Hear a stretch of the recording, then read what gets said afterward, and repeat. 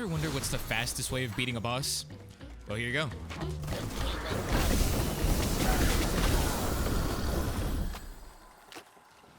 Hi again.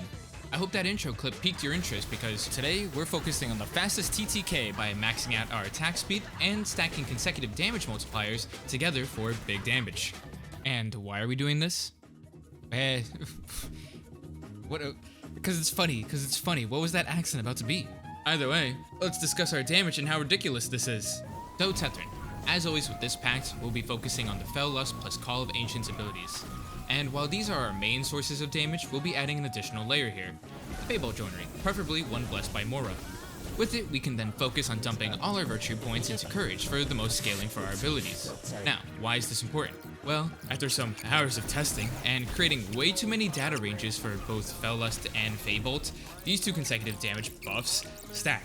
How so? My source is that I made it the fuck up. Well, Soulframe seems to calculate your weapon damage plus Feybalt damage first, then applies the Fellust damage multiplier second. If you want the nitty gritty, just ask in the comments. Otherwise, here's a few more clips of me killing Cogah bosses when I had all my magic weapons between level 4 and 6, as I had literally just put the joineries on.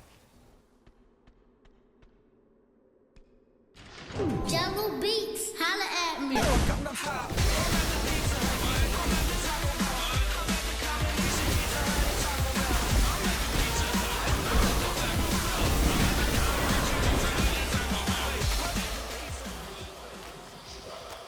As you saw, the damage varies between 900 and 1.4k, but that's a product of differing low-level weapons and the Call of Ancient buff usage. At max weapon rank though, you can do similar damage to what I just stated before when using only Fellust. No stacking, no buffs, no nothing. But you can hit considerably higher, around 2k to 3k damage, when properly stacking Fellust with Feybalt and using all your abilities. Here's a couple more examples.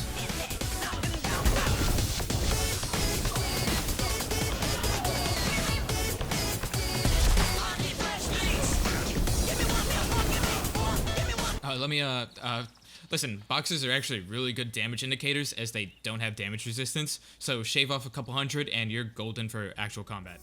But now that we've explained damage, let's get into the main course. Maxing attack speed. How are we gonna do this? Well, we need to pick our fastest weapon. So let's find out which magic weapon is faster, stabs or sidearms. Let's test this by doing 5 full attack combos, no buffs or upgrades, and seeing which finishes first.